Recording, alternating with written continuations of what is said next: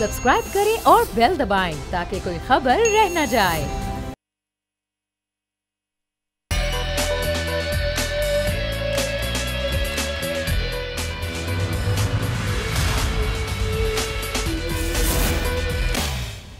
चोरी के पैसे से पब्लिक के नुमाइंदों के ज़मीर खरीद रहे हो, कौम इसके खिलाफ है। और मैं चाहता हूँ कि कौम निकले मेरे साथ 27 तारीख को, और सारे पाकिस्तान को पता होना चाहिए कि आगे से किसी की जरूरत नहीं होनी चाहिए कि इस तरह हॉर्स ट्रेडिंग करके इस मुल्क की जमहूरियत को और कौम को नुकसान पहुंचाए। मैं आज पाकिस्तान के अवाम को मुबारकबाद देता हूँ। इमरान अपना अक्सरियत खो चुका, इमरान का हुकूमत खत्म हो चुका, इमरान साबिक वजीर आजम बन चुका।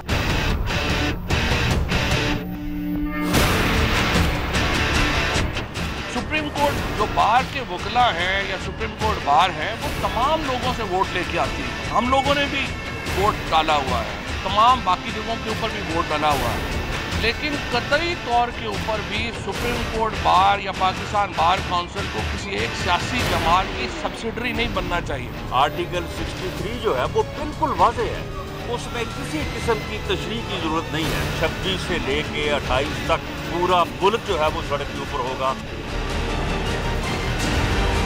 अगर उनके पास कुछ बंदे हैं हमारे नाराज़ हुए जिनको राज़ी करने की कोशिश हो रही है, तो हमारे पास भी उनके बंदे हैं जो मिल जाएं। और जो लोग ये समझ रहे हैं कि शायद पार्टियां बदलने से कोई इज़्ज़त मिलती है, तो कोई इज़्ज़त नहीं मिलती।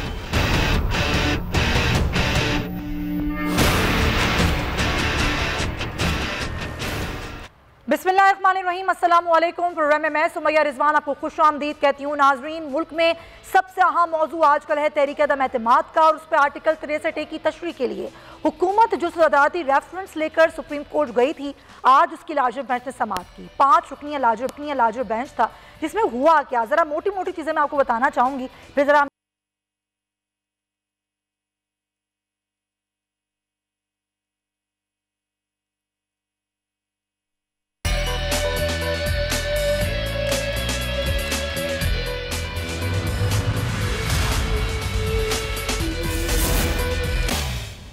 चोरी के पैसे से पब्लिक के नुमाइंदों के ज़मीर खरीद रहे हो, कौम इसके खिलाफ है। और मैं चाहता हूँ कि कौम निकले मेरे साथ 27 तारीख को, और सारे पाकिस्तान को पता होना चाहिए कि आगे से किसी की जरूरत नहीं होनी चाहिए कि इस तरह हॉर्स ट्रेडिंग करके इस मुल्क की जमहूरियत को और कौम को नुकसान पहुंचाए। मैं आज पाकिस्तान के अवाम को मुबारकबाद देता हूँ।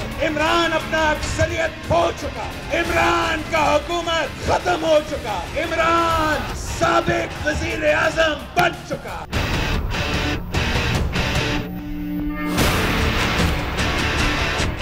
सुप्रीम कोर्ट जो बार के वकला हैं या सुप्रीम कोर्ट बार है, वो तमाम लोगों से वोट लेके आती है। हम लोगों ने भी वोट डाला हुआ है, तमाम बाकी जगहों के ऊपर भी वोट डाला हुआ है, लेकिन कतई तौर के ऊपर भी सुप्रीम कोर्ट बार या पाकिस्तान बार काउंसिल को किसी एक सियासी जमात की सब्सिडरी नहीं बनना चाहिए। आर्टिकल 63 जो है वो बिल्कुल वाज़े है, उसमें किसी किस्म की तशरीह की जरूरत नहीं है। 26 से लेके 28 तक पूरा मुल्क जो है वो सड़क के ऊपर होगा। अगर उनके पास कुछ बंदे हैं हमारे नाराज़ हुए जिनको राज़ी करने की कोशिश हो रही है, तो हमारे पास भी उनके बंदे हैं जो मिल जाएं। और जो लोग ये समझ रहे हैं कि शायद पार्टियां बदलने से कोई इज़्ज़त मिलती है, तो कोई इज़्ज़त नहीं मिलती।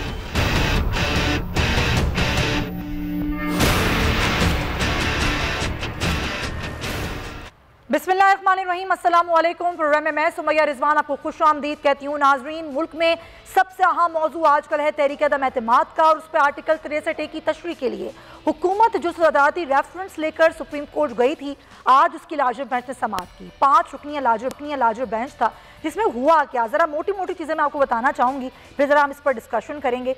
जिस पर यह कहा गया कि वोट डालकर शुमार ना किया जाना तौहीन आमेज़ है। ये भी रिमार्क्स दिए गए अदालत की जानिब से कि जो आर्टिकल 63A है उसमें पूरा नाअहली का निज़ाम दिया गया है, लेकिन सवाल असल ये है कि नाअहली की मुद्दत कितनी होनी चाहिए। फिर ये भी कहा गया कि बलूचिस्तान में तो अपने ही लोगों ने अदम एतमाद किया था और पूरी हुकूमत ही बदल गई थी, तो ज़्यादा बेहतर नहीं होगा कि इसके लिए ये काम अदालत नहीं बल्कि पार्लियामेंट तय करे, क्योंकि अदालत ने आर्टिकल 55 को भी देखना है, उसको भी मद्देनजर रखना है। तो ये सारी चीज़ें सामने हैं। अटॉर्नी जनरल का ये कहना है कि जो भी लोग हैं अपना ज़मीर अगर बेच रहे हैं तो उनको पहले मुस्ताफ़ी होना चाहिए। ये बात असल है, इस चीज़ से तयन किया जाए कि नाअहली होनी चाहिए उन लोगों की, और इस तरीके से जिस तरीके से छोड़ा जाता है पार्टीज़ को और बग़ैर छोड़े इस तरह से वोट देना ये ठीक नहीं है। तो अदालत क्या तय कर सकती है? क्या ताहयात नाअहली हो सकती है? और क्या इस तमाम तर मामलात में अदालत को इन्वॉल्व करना क्योंकि ठीक बात है जो अदालत के रिमार्क से उस पर हम बात हमें ज्वाइन कर चुके हैं जस्टिस रिटायर्ड शाइख उस्मानी साहब, उनसे हम कानूनी राय लेंगे। इमरान याकूब साहब भी हमारे साथ मौजूद हैं, सीनियर सहाफ़ी हैं, तज़कियाकार हैं, उनको हम वेलकम करते हैं। और शौकत बसरा साहब पाकिस्तान तहरीक इंसाफ से हमारे साथ मौजूद हैं, आपका भी बहुत शुक्रिया। लेकिन सबसे पहले जस्टिस साहब मैं आपसे गुफ्तगू आगाज़ करना चाहूँगी। शाइख उस्मानी साहब, अब ज़ाहिर अदालत पहले भी हम बात कर चुके हैं इस समाअत से पहले भी जब ये रेफरेंस दायर किया गया था PTI की जानिब से, ताहयात नाअहली हो सकती है या नहीं हो सकती? क्या ये सुप्रीम कोर्ट तय कर सकती है? क्योंकि सुप्रीम कोर्ट के रिमार्क्स मैंने आपको पढ़ के सुनाए, क्या हो सकता है इसमें, हुकूमत को क्या मिल सकता है? सर, एक दूसरी पार्टी के लिए वोट करने के लिए तो मेरे ख्याल में एक सरासर नाइंसाफ़ी होगी, गलती ख़राब चीज़ है, सब कुछ है, लेकिन ताहयात नाअहली ये तो मेरे ख्याल में आप नहीं कर सकते, क्योंकि ताहयात नाअहली जो है वो उस प्रोविजन के तहत है जबकि इंसान को सादिक और अमीन ना हो। और सादिक और अमीन आमतौर से इंसान नहीं होता जब वो एक कोई चीज़ ओथ पर कहता है और वो तो उस सूरत में उसको डिक्लेयर कर दिया जाता है कि वो सादिक और अमीन नहीं। लेकिन वैसे तो इंसान सियासी ज़िंदगी में तो लोग पार्टी चेंज करते रहते हैं, कोई किसी के पास जाता है, किसी के पास जाता है। आजकल जितने भी सियासतदान हैं हमारे, सब के सब किसी न किसी पार्टी में पहले रह चुके हैं और पहले भी ऐसा होता रहा। बिल्कुल। तो ये तो परमानेंट नाअहली तो सिर्फ ये कि अगर उसने किसी और के लिए वोट दे दिया पार्टी के लिए तो आप उसकी सियासी जिंदगी हमेशा हमेशा के ख़त्म कर दें, ये तो सरासर नाइंसाफ़ी होगी। ठीक है, उसका बुरी बात है, सोसाइटी में उसके लिए बहुत बुरी बात है, लेकिन नाअहली नहीं हो सकती। जैसे साहब जिस तरह आप खुद भी कह रहे हैं कि ये होता रहा है माजी में, हमें भी मालूम है और जिसका जिक्र भी इस समाअत के दौरान किया गया, बलूचिस्तान की पूरा जो अदम एतमाद का मामला था, कम अज़ कम ये तय हो जाएगा, सुप्रीम कोर्ट ये तय कर देगी कि आगे जाके मुस्तकबिल में अगर कोई इस तरीके से इनराफ करता है, पार्टी के खिलाफ जाता है पार्टी में रहते हुए, तो वो एक चीज़ तय हो जाएगी कि भाई आइंदा कुछ भी करने से पहले फिर सोचें पार्टी के रुकन। देखिए, ये आइन की एक प्रोविजन है, आर्टिकल 631A जी। ये आइन की प्रोविजन, उसको कोई बदल नहीं सकता। उसमें जो कुछ लिखा हुआ है आपको उसी तरीके से करना है। ये है कि आप 19-20 इधर से उधर आप कर सकते हैं उसमें इंटरप्रिटेशन में, लेकिन उसको चेंज नहीं कर सकते। अगर आपने चेंज करना है तो आपको पार्लियामेंट के पास जाना पड़ेगा और एक अमेंडमेंट आनी पड़ेगी कॉन्स्टिट्यूशन में 2/3 मेजॉरिटी से। तो ये आइन को चेंज करना आसान नहीं होता। और आइन के अंदर जो प्रोविजंस हैं 631A, मेरे ख्याल में कोई आप किसी जिसको के कानून की कोई ख़ास नॉलेज ना हो, वो भी इसी नतीजे में पहुँचेगा कि भाई पहले तो जो जुर्म जिसकी बात की जाती है उसका इर्तिकाब होगा। जब उसका इर्तिकाब होगा तो फिर उस शख्स को एक नोटिस दी जाएगी। नोटिस देने के बाद फिर वो चीफ इलेक्शन कमिश्नर के पास भेजा जाएगा। चीफ इलेक्शन कमिश्नर फिर एक फैसला करेगा, उसके खिलाफ भी वो शख्स जो है सुप्रीम कोर्ट में जा सकता है अपील करके। तो ये इतनी आसान नहीं है कि आप उसको चेंज कर दें और कहें कि जी जो आदमी ने इंडिकेशन दे दी अखबार में, प्रेस में कि वो वोट नहीं देगा तो आप उसको नाअहल डिक्लेयर करें। आइन के सरासर बरखिलाफ है। सही, बिल्कुल सही बात आपने की है, बहुत शुक्रिया। जस्टिस रिटायर्ड शाइख उस्मानी माहिराना कानूनी राय दे रहे थे और उनका भी ये कहना ये सही नहीं है कि किसी को ताहयात नाअहल कर दिया जाए कि उसको फिर मौका ही ना मिले कि वो सियासत कर सके। और ज़ाहिर आइन को बदले बगैर ये नहीं किया जा सकता। आइन को बदलना पार्लियामेंट का काम है, उसके लिए आपके पास 2/3 मेजॉरिटी होना बहुत ज़रूरी है, ये बात सब जानते हैं। तो इमरान याकूब साहब, जब हम बात करते हैं कि जी हुकूमत के पास क्या ऑप्शंस हैं और अब क्या ऑप्शंस नहीं हैं, तो ये दोनों चीज़ें हैं। अब मामला बड़ा जिसे कहते हैं ना कि अब करीब करीब पहुँच गए हैं मामलात। क्या आपको लग रहा है कि सुप्रीम कोर्ट कोई ऐसी चीज़ कर देगी कि हुकूमत को कहीं ना कहीं कोई आसानी हो जाए, या फिर हम ये कहें कि अब कोई ऑप्शन ही नहीं है हुकूमत के पास? बिस्मिल्लाहिर्रहमानिर्रहीम। सुमैया, देखें जिस तरह से जस्टिस शाइख उस्मानी साहब एक्सप्लेन कर रहे थे, जस्टिस साहब आपको पता ना सिर्फ ये कि एक रिटायर्ड जज हैं बल्कि उनकी एक बड़ी अच्छी शोहरत है और वो कानूनी और आईनी अमूर के माहिर समझे जाते हैं। Exactly. एक ऐसे माहिर जिनको इस चीज़ों पे अबूर भी हासिल है। अब मामला ये है कि सुप्रीम कोर्ट मुल्क की आला तरीन अदलिया है और हमें उससे ये उम्मीद भी हमेशा रखनी चाहिए कि वो चीज़ों जो हैं आइन और कानून के मुताबिक ही फैसले किया करती हैं। अदालतें अपनी मर्जी से फैसले नहीं करती। तो वो आइन के मुताबिक अगर आप देखें तो आइन के मुताबिक वो हुकूमत की सपोर्ट के लिए मैं नहीं समझता कि कुछ खास कर सकें। उसकी बुनियादी वजह ये है कि अदालत का काम ये होता नहीं कि वो ऐसा फैसला करे कि जिससे हुकूमत को फ़ायदा होगा या नुकसान होगा। लिहाजा मुझे लगता है कि हर गुजरते दिन के साथ हुकूमत के लिए ऑप्शंस कम होते जा रहे हैं। सियासी सूरत जो है उसमें देखें, मैं फिर आपसे कहूँगा कि हतमी बात मैं आप या शौकत बसरा साहब भी इवन नहीं कर सकते। हतमी बात का तो अल्लाह ताला को पता है। अब अपोजिशन क्या कर देगी, उसके क्या पत्ते हैं, उसके पास क्या चीज़ें हैं, वो मियाँ शहबाज शरीफ, आसिफ जरदारी और मौलाना फजलुर रहमान, इन तीनों के अलावा कोई नहीं जानता।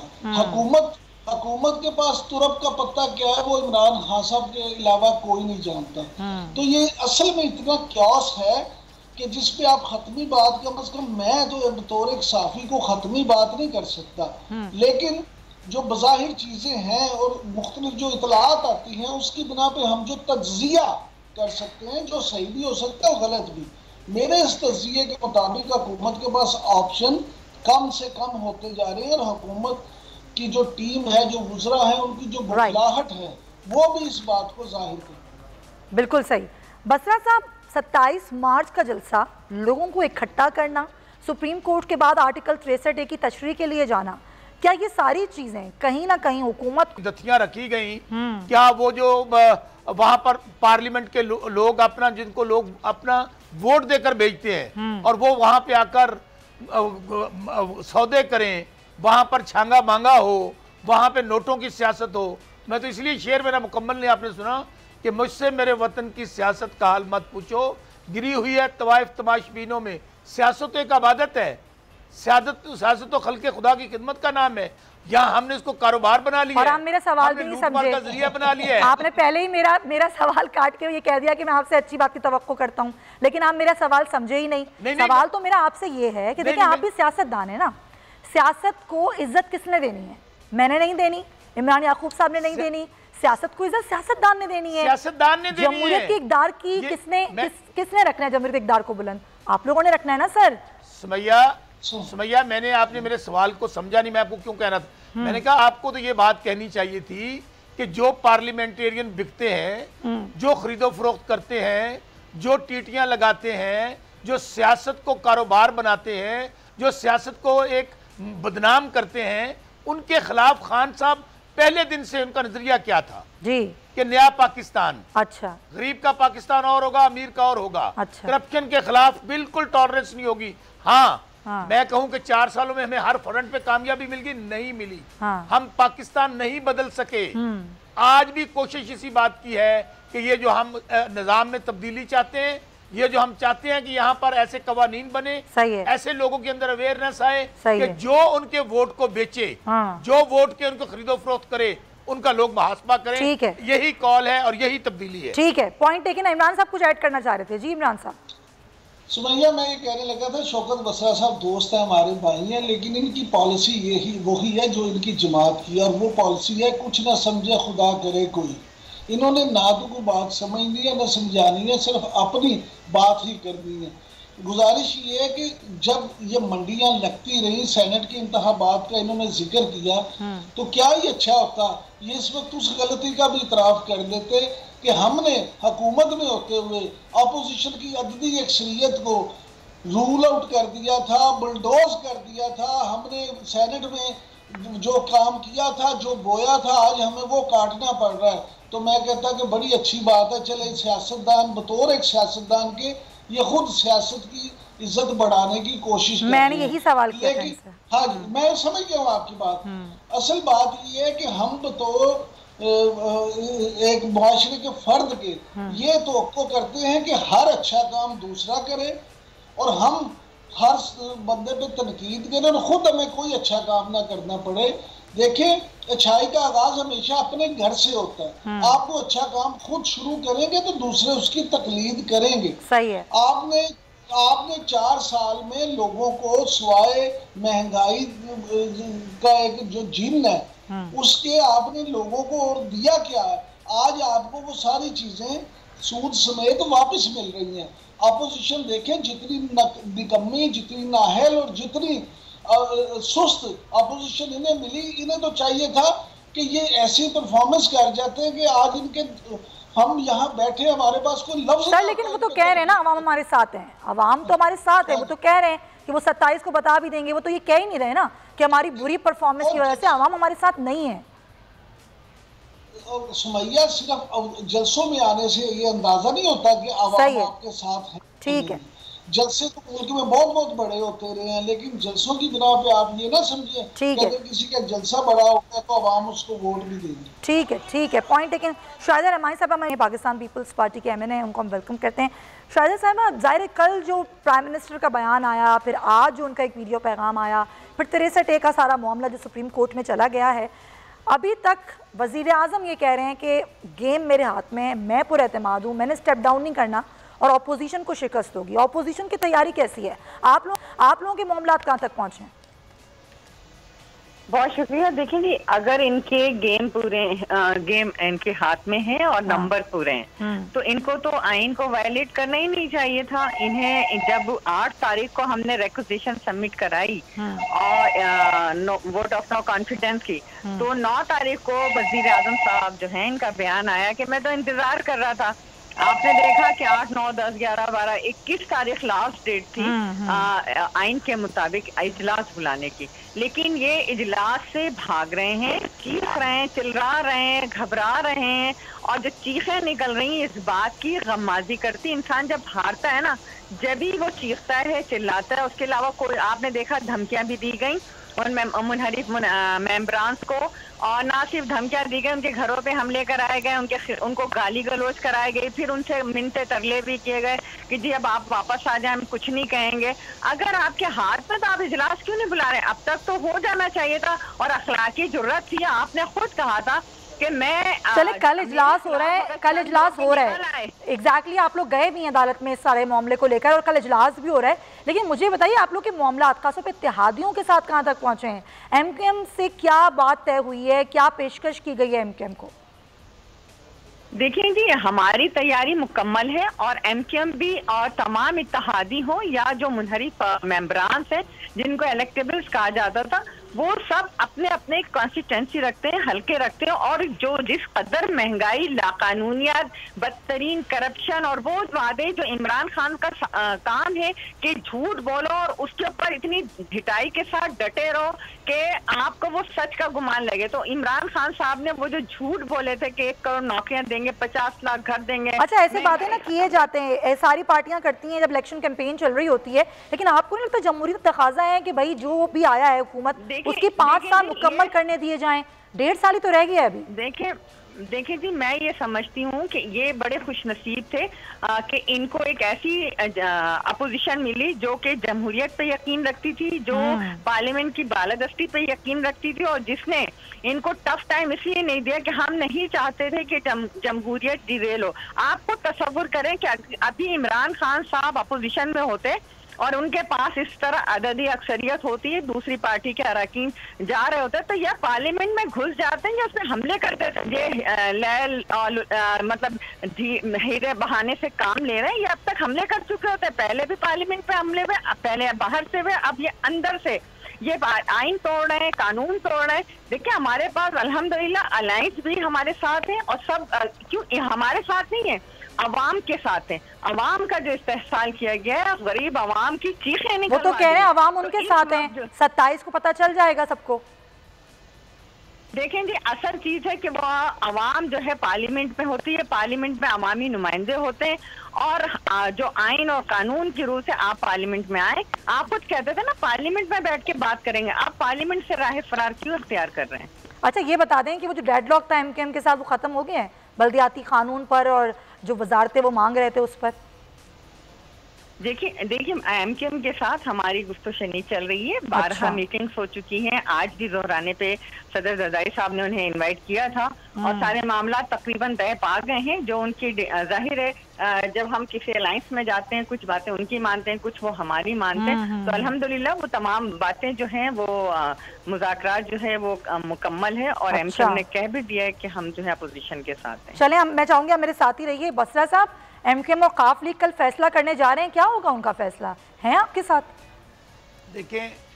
देखें सुमैया, अगर काफ लीग, एमकेएम, बाप ये तीनों पार्टियां आज जाके स्पीकर को दरख्वास्त दे दें, जैसे शाहिदा रहमानी साहबा फरमा रही हैं और पूरी अपोजिशन कह रही है कि हमारे साथ आगे हैं, तो फिर तो तहरीक अदम इत्तेमाद की ज़रूरत ही नहीं है। फिर तो हम खुद कहेंगे कि वो वाकई हमारे खिलाफ अदम इत्तेमाद कामयाब हो गई। अगर ये लोग हमारे इत्तेहादिया में छोड़ चुके हैं तो फिर तो डेफिनेटली हम कामयाब नहीं हो सकते, इसमें कतई तो राय नहीं है। इसलिए इनको कम से कम हक़ाइक़ को दुरुस्त रखना चाहिए। इत्तेहादी आज भी हमारे साथ खड़े हैं, जिस तरह ऐलान कर देंगे आपके सामने भी आ जाएगा। अभी तक कम से कम मैंने या आपने या किसी और ने ये सुन लिया हो कि क्यू लीग ने या एमक्यूएम ने या बाप पार्टी ने कह दिया हो कि हम अपोजिशन का हिस्सा हैं और हुकूमत को छोड़ चुके हैं, तो मुझे कोई ऐसी चीज़ दिखा दें या कोई मुझे प्रेस कॉन्फ्रेंस सुनवा दें, ऐसी बात हरगज़ नहीं है। अच्छा, बाकी रहेगी बात शाहिदा रहमानी साहबा की। देखें, ये तो वो लोग हैं जो 70 साल में अमरीत रही है, यही पार्टियां रही, मैं खुद पीपल्स पार्टी का हिस्सा रहा हूँ। इन्हें गरीब का बड़ा दर्द है। अगर गरीब का दर्द होता तो आप लोग भी गरीब हो जाते। आप लोग तो अमीर से आप तो पीटीआई के साथ आप लोग अरबपति से खरबपति बन गए। आप तो पीटीआई के साथ ही है ना बसरा साहब? बन गए क्यों नहीं? देखिए मैं पीटीआई के साथ, ये तो मैं कह रहा हूँ कि सिर्फ पीटीआई के साथ शौकत बसरा नहीं है। मैं आपको अभी अपना एक जलसा भेजता हूँ जो 20 फरवरी को मैं करके आया हूँ। जी जी, मैं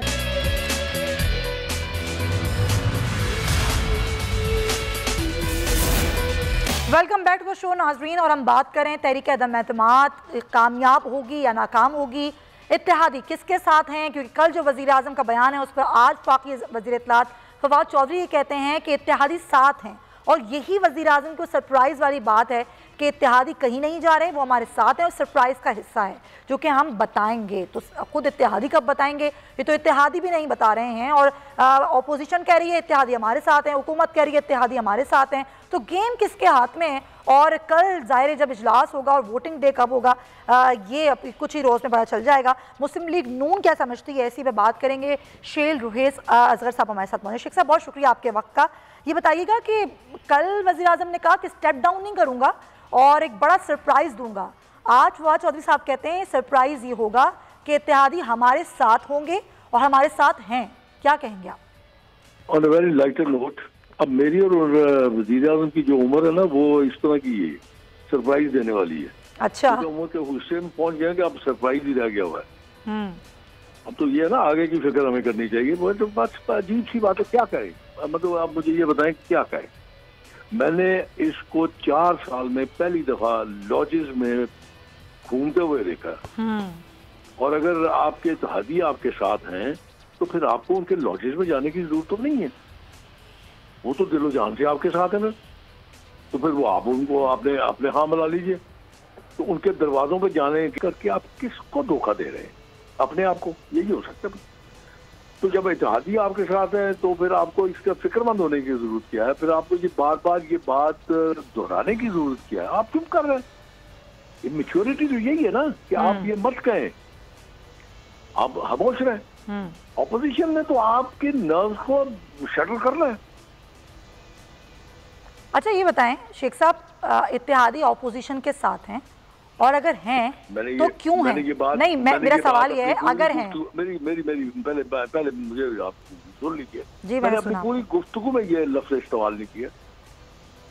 नहीं, मैं तो आपसे अगर का लफ्ज़ इस्तेमाल कर रही हूँ कि अगर हैं और अगर हों इत्तेहादी ऑपोजिशन के साथ तो क्यों हो, किस वजह से?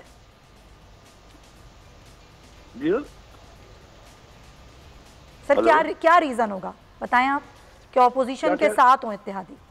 हाँ, क्या रीजन होगा?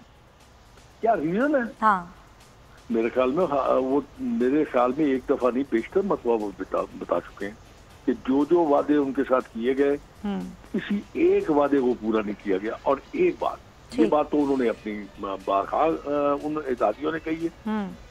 और एक चीज और मैं आपको अर्ज कर दूं, वो होती है हम सियासतदान अपनी इज्जत के लिए सियासत करते हैं, और अगर आपकी जिस जमात में इज्जत ही नहीं है, जिस जमात के साथ अलाई बन के आपकी इज्जत ही नहीं है, आपका एहतराम ही नहीं है, आपने उसको क्या करना है, उस इक़्तिदार को क्या करना है आपने? मतलब आप जरा अगर उस गर्दन में खामी नहीं है, आप जिसको मिलेंगे उसको आप झुक के मिल ही नहीं सकते। आपसे बेहतर अगर पता नहीं आपको तस्वीरें आप तक पहुंचती हैं कि नहीं पहुंचती, इत्तेहादी अगर आपको मिलने जाते हैं, आपके अपने बंदे मिलने जाते हैं, आप अपने कुत्तों के साथ गुफ्तगू में मशगूल रहते हैं, आप लोगों को मुंह लगाना पसंद नहीं करते। तो फिर आप देखिए कि वक्त पे लोग फिर अपना गुस्सा तो निकालते हैं। अच्छा, ठीक है, बहुत शुक्रिया आपका। शेख रोहेल असगर साहब पाकिस्तान मुस्लिम लीग नून शुरू कर रहे थे। इमरान याकूब साहब, ये जो अभी शेख साहब ने बात की कि जब आप इज़्ज़त नहीं देते अपने लोगों को, अपने इत्तेहादियों को, और आप उनके साथ किए हुए वादे पूरे नहीं करते, तो आपको लगता है कि ऐसा होता है, या फिर ये वो लोग होते हैं जब उनको लगता है कि एक शख्स बस अब जा रहा है या हार रहा है तो उसको छोड़ना ही बेहतर है? ऐसे लोग होते हैं सियासत में, और ये होता है सियासत में, हमने देखा है ये। सुमैया, आपकी बात को थोड़ा सा ना मैं सादा कर देता हूँ। गुजारिश ये है कि इत्तेहादी क्यों बनते हैं? हुकूमत के इत्तेहादी इसलिए बनते हैं, कोई भी सियासी जो लोग बनते हैं, कि उनका मकसद इक़्तिदार में शमूलियत होती है। अब आप ये समझें कि वो इस इक़्तिदार में शमूलियत के ज़रिए अपने हल्के के अवाम की खिदमत करना चाहते हैं, या वो अपनी पार्टी को मजबूत करना चाहते हैं, या वो हुकूमती पार्टी के हाथ मजबूत करना चाहते हैं। इनमें से कोई भी वजूहात वो बयान करें, लेकिन असल मकसद जो मेरे नज़दीक being a follower of politics है वो ये है कि वो इक़्तिदार में आना चाहते हैं, क्योंकि पूरी दुनिया में सियासत इक़्तिदार हासिल करने के लिए ही की जाती है। जो लोग इससे ये कहते हैं कि जनाब हम इक़्तिदार में आके अवाम की खिदमत करेंगे, तो उनका मकसद भी पहले इक़्तिदार में आना ही होता है। अवाम की खिदमत वो दूसरा पहलू होता है, ताकि इक़्तिदार में आएंगे तो खिदमत करेंगे ना। लिहाजा इस बात में तो कोई शक नहीं है कि जो इत्तेहादी बनते हैं हुकूमत के, वो इक़्तिदार हासिल करने के लिए बनते हैं। अब बाकी रह गया सवाल का दूसरा हिस्सा कि अब इस पोजीशन में वो क्यों जाएंगे। देखें, इमरान खान साहब जो है वज़ीर आज़म इमरान खान साहब, जो मेरे हर दिल अजीज़ वज़ीर आज़म हैं, उनके इस मामलात में तो कोई शक नहीं कि इत्तेहादियों को उनसे गिले रहे हैं। इत्तेहाद जो खास तौर पे आपको याद होगा कि वक्तन फ़क्तन काफ लीग, MQM बिल्कुल इस पे अपने जो है ना वो बयान भी करते रहे, मीडिया पे भी ये चीज़ें आती रही हैं। तो इसी तरह GDA या बाप है, उसकी भी चीज़ें आपके सामने हैं। लेकिन इन सारी चीज़ों को देखिए तो इत्तेहादी और हुकूमत का ताल्लुक ये होता है कि कुछ लेयर और कुछ दो की पोजीशन जो है वो बुनियादी ज़रूरत होती है। अब एक वजह मान ली कि उन्होंने इत्तेहादियों के साथ अच्छा सलूक नहीं किया होगा, लेकिन मुझे इन सारी चीज़ों से ज़्यादा जो वजह नज़र आती है कि अभी तक इस मौजूदा सूरत में तहरीक अदम इत्माद में इस मौका पे इत्तेहादी वाज़े ऐलान क्यों नहीं कर पा रहे? यही सवाल है कि वो हुकूमत के साथ है या अपोजिशन के साथ। हाँ, बिल्कुल। तो मैं ये समझता हूँ कि इसका बड़ा सादा सा जवाब जी, और वो जवाब ये है कि वो इत्तेहादी शामिल हुए थे इमरान खान साहब के साथ किसी के कहने पे। ठीक है, वो इत्तेहादी अब भी नजरें उधर लगाई हुई हैं कि वहाँ से हिदायत क्या आती है। पॉइंट, लेकिन सर वक्त की कमी है, दोनों मेहमानों का भी मौक़िफ़ ज़रा मैं ले लूँ क्विकली। शाहिदा रमानी साहबा, क्योंकि लॉन्ग मार्च की मुझे बात करनी है, लॉन्ग मार्च आगे बढ़ गया है, क्या पीपल्स पार्टी लॉन्ग मार्च का हिस्सा होगी PDM के? देखिए जी, पीपल्स पार्टी ने अपना लॉन्ग मार्च 27 फ़रवरी से स्टार्ट किया था कराची से, और 8 मार्च को इस्लामाबाद में ख़त्म किया जी। और आपने देखा कि जमहूरी एहतिजाज, जमहूरी तरीक़ेकार ये होते हैं। ऐसा नहीं होता कि हम डी चौक पर या आगे आके रेड जोन में हम धरने दे के बैठ जाते हो, और चाहते तो बिलियन ऑफ पीपल्स थे उनके साथ, जिस तरह माजी में हुआ कि सिविल नाफरमानी करेंगे तो फिर हम हमले करेंगे, और पार्लियामेंट पे भी हुए, इदारों पे भी हुए, और जो कुछ कहा गया वो लैंग्वेज आपके सामने। लेकिन जमहूरी और तरीका यही है जो हमने करिए। पीपल्स पार्टी होगी साथ PDM के लॉन्ग मार्च में? देखिए जी, पीपल्स पार्टी ने अपना किया था, और आपने देखा कि हमारे स्टेज पे जब हमारा इख्तिताम हुआ तो तमाम पीडीएम में शामिल जमातें शामिल हुई। इसी तरह जब इनका इस्लामाबाद में होगा तो इंशाल्लाह पीपल्स पार्टी की खैर मकदम। Point taken. बसरा साहब, अब ज़ाहिर पीडीएम का लॉन्ग मार्च है, हुकूमत की हिकमत अमली क्या है इस लॉन्ग मार्च के लिए? इनको मुकम्मल आज़ादी हासिल होगी, कोई रुकावट नहीं होगी। और आज तो मैं खुद भी सुप्रीम कोर्ट के अंदर मौजूद था, वहाँ पे अंडरटेकिंग दी है दोनों पार्टियों ने कि जी हम पुरअमन रहेंगे, हम, और उन्होंने कहा जी आप जलसा करें, जुलूस करें, लॉन्ग मार्च करें। तो बिल्कुल हमारी स्ट्रेटजी ये है कि ये आईनी और जमहूरी हक है, सियासी हक है। इसके लिए हमने पहले भी इनको फैसिलिटेट किया बतौर हुकूमत, हम इनको फैसिलिटेट करेंगे। लेकिन अगर ये कानून को हाथ में लेंगे तो कानून हरकत में आएगा, अदरवाइज मुकम्मल आज़ादी हासिल होगी इनको। तो बल्कि हमने इनको प्रोटेक्शन दी है, हम इनको लॉ एंड ऑर्डर की सिचुएशन को इंशाल्लाह कंट्रोल करेंगे ताकि किसी किस्म का नक्शे अमन का खतरा ना हो। हमारी स्ट्रेटजी तो बतौर हुकूमत हमने तो इनको तहफ़्फ़ुज़ फराहम करना है, हमने इनको फैसिलिटेट करना है। हमने इनकी तरह थोड़ी गोलियां चलानी है या टॉर्चर करना है या लोगों को जेलों में डालना है। इंशाल्लाह देखेंगे आपके 27 तारीख को हम लोग भी एक जलसा करने जा रहे हैं। सही है। हमारे कारकुनान भी पुरअमन आएंगे, पुरअमन जलसा होगा और इंशाल्लाह ऐसा जलसा कम से कम पाकिस्तान की तारीख में नहीं हुआ होगा। ये बात ऑन रिकॉर्ड आ गई है। लोगों में जो जोश खरोश, राइट, देखें ये 11 पार्टियां जलसा कर रही हैं और उधर इमरान खान अकेला जलसा कर रहा है। उस दिन ही आपको पता चल जाएगा कि अवाम इमरान खान के साथ हैं, पाकिस्तान के साथ हैं या इनके साथ हैं। क्योंकि इमरान खान ने हमेशा असूल की सियासत की है, कोई सौदेबाजी की सियासत नहीं की है, कोई यहाँ पे खरीदो फरोख्त की सियासत नहीं की है। वो तो पहली बार हुकूमत में आए और कोशिश कर रहे हैं कि हालात बेहतर और पाकिस्तान बदले। ठीक है। मैं चाहूंगी कि जरा राशिद सोनू साहब को भी हम गुफ्तगू में ऐड करें। JUI फेस से हमारे राशिद साहब, बहुत शुक्रिया आपके वक्त का। ये कहा जा रहा है वजारत दाखिला की जानिब से कि शेड्यूल नहीं दिया गया है अभी तक, शेड्यूल दे दें ताकि हम तैयारियां कर लें, मामलात कर लें। तो शेड्यूल नहीं दिया गया अभी तक वजारत दाखिला को पीडीएम की जानिब से।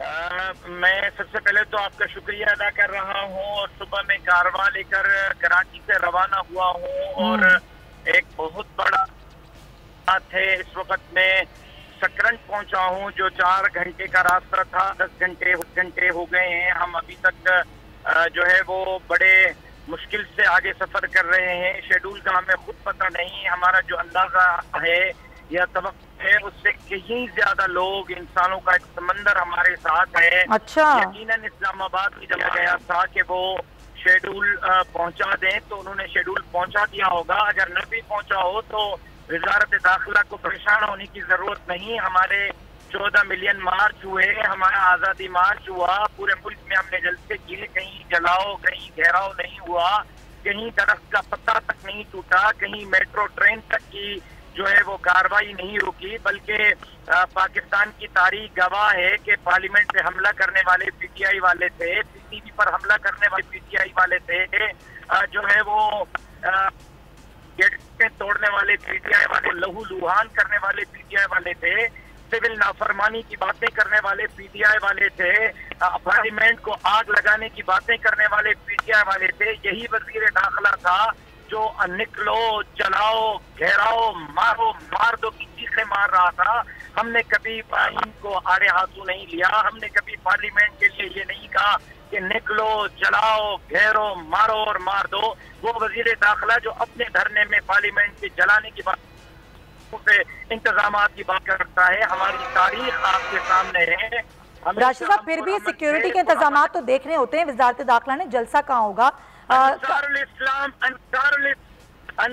इस्लाम काफी है सिक्योरिटी के लिए। अच्छा। हम अपनी सिक्योरिटी बेहतर अंदाज में करना जानते हैं, हमारे वॉलंटियर काफी हैं और आप देखेंगे कि सिर्फ अंसारुल इस्लाम के रजाकारों की तारीख ऊपर होगी जो सिक्योरिटी भी करेगी और को बेहतर भी बनाएगी और किसी भी किस्म की बदमजगी को नहीं होने देगी। अच्छा। हमारा जलसा पुरअमन होगा। PTI वाले किसी तरीके से ये कंफर्मेशन देते हैं क्योंकि उनकी तारीख बताती है कि उन्होंने हमेशा शोर शराबे, हुल हंगामे, जलाओ घेराव के अलावा और कुछ नहीं किया। 26 को जलसा करना है, कहाँ करना है सर? जगह का तयन हो गया है?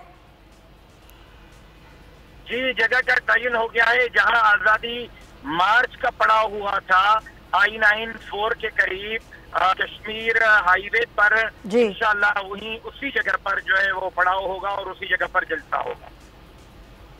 अच्छा बसरा साहब कुछ कहना चाह रहे हैं, राशिद सोमरो साहब जरा साथ रहेगा। जी बसरा साहब। देखें, हाँ जी, मौलाना राशिद सोमरो साहब का मुझे बड़ा एहतराम है, हमारे बड़े प्यारे भाई हैं, लेकिन ये बात कहना कि हम कोई शेड्यूल नहीं देंगे, हम नहीं बताएंगे कि हम किस रूट पे जाएंगे, कहाँ पे बैठेंगे, कहाँ पे उठेंगे। देखें ये हुकूमत का काम होता है, अल्लाह ना करे कल कोई नुकसान हो जाए तो ये क्या कहेंगे। वो कह रहे हैं कि अंसारुल इस्लाम की सिक्योरिटी है हमारे साथ, राशिद साहब कह रहे हैं। देखें अंसारुल इस्लाम अच्छी बात है, अच्छी बात है उनका अगर अपना सिक्योरिटी का सिस्टम है, लेकिन हुकूमत की भी कोई जिम्मेदारी है कि नहीं है। सही है। मैं फिर कह रहा हूँ बार बार, जो हालात है वो आपके सामने है, जी राशिद जो सूरत हाल है पाकिस्तान की वो आपके सामने है। ये बतौर गवर्नमेंट हमारी जिम्मेदारी है, ये हमें बताएंगे कि ये किस रूट से आएंगे, कहाँ से आएंगे, किधर से आएंगे, कब तक बैठेंगे। ऐसे नहीं होगा, कोई जंगल का कानून नहीं है कि आप डंडा बरदार जुलूस उठकर आ जाएं और कहें जी कि हम यहाँ पे डंडों के जरिए फराहम करेंगे, ना ऐसा किसी को करने देंगे। ठीक है जी राशिद साहब। ये मेरे साथ कौन है? शौकत बसरा साहब। शौकत बसरा, शौकत बसरा बोल रहा हूँ सोमरो साहब। शौकत बसरा भाई, शौकत बसरा भाई क्या हाल है? पानी पी ले, डंडा फोर्स आपके मैंने पी अल्लाह का बहुत करम है, आपकी मेहमान नवाजी करनी है, आपको हलवे शलवे खिलाने हैं, हमें रूट बता दें। शौकत बसरा भाई हम हलवे भी साथ ला रहे हैं, जलवे भी साथ आ रहे हैं, आपको हलवे भी दिखाएंगे, जलवे भी दिखाएंगे। बात ये है शौकत बसरा भाई, बात ये है कि पाकिस्तान का शहर है जहाँ से काफिले नहीं निकले। आज की रिपोर्ट ले लें, हर वाले हैं, उमरकोट से काफिले निकले हैं, खोखरा पार जो हिंदुस्तान का बाहर है वहाँ से काफिला निकला है, कराची क्यामाड़ी से लेकर मलीर से लेकर इस वक्त मैं नौशेरो फरोज तक पहुंचा हूं, बल्कि अभी नवाब शाह को किरास कर रहा हूं, नौशेरो फरोज में दाखिल हो रहा हूं। काफिले ही काफिले हैं, लोग ही लोग हैं, कश्मीर से कराची तक हर रूट से काफिले निकलेंगे। आप रूट पूछ रहे हैं, मैं आपको बता रहा हूं कि कश्मीर से कराची तक हर रोड हमारा कारवां होगा, हर रोड से हमारे काफिले आएंगे। कितने दिन रहेंगे? जब तक खान साहब घर नहीं जाएंगे तब तक रहेंगे। अब आप कहते हैं कि आपकी जिम्मेदारी है, ये धरना भी हो सकता है, आप ये खबर दे रहे हैं राशिद साहब? जी ये धरना होगा और वक्त तक होगा जब तक अदम में आप नहीं हो जाती। और इसमें मुस्लिम लीग नून और दीगर जमातें भी आपके साथ होंगी? ये फैसला इस्लामाबाद पहुंचने के बाद होगा यकीनन। अब जो ऐलान उलमा का नहीं है। इमरान साहब कुछ पूछना चाह रहे हैं आपसे, इमरान याकूब साहब हमारे साथ हैं, वो कुछ पूछना चाह रहे हैं। जी इमरान साहब। राशिद भाई मुझे अगर इजाजत दे दें, क्योंकि मैं काफिले। सर एक सेकंड रुक जाएं, सर एक सेकंड रुक जाएं, आपका बहुत शुक्रिया, आप रुक जाएं बस एक सेकंड। इमरान साहब कुछ पूछना चाह रहे हैं। जी इमरान राशिद भाई, आपने फरमाया कि धरना भी होगा, लेकिन आपको जो इजाजत मिली है उसमें तो वाज़ेह तौर पे लिखा है कि धरने की इजाजत नहीं है। जी हाँ। तो क्या आप उस पर कुछ कमेंट करेंगे? जी राशिद साहब को आवाज आई है इमरान साहब की? मैं नहीं सुन सका। वो ये कह रहे हैं कि जो इजाजतनामा आपको मिला है उसमें धरने की इजाजत नहीं है, तो बताएं फिर आप कैसे धरना देंगे? ये हम इजाजत नहीं है तो हम इजाजत ले लेंगे। अच्छा। और हम इजाजत लेके ही बैठेंगे। खिलाफ कानून, खिलाफ आइन कोई काम नहीं होगा। हम आइन की बालादस्ती के लिए जा रहे हैं, कानून की बालादस्ती के लिए जा रहे हैं, पार्लियामेंट की सुप्रीमेसी के लिए जा रहे हैं।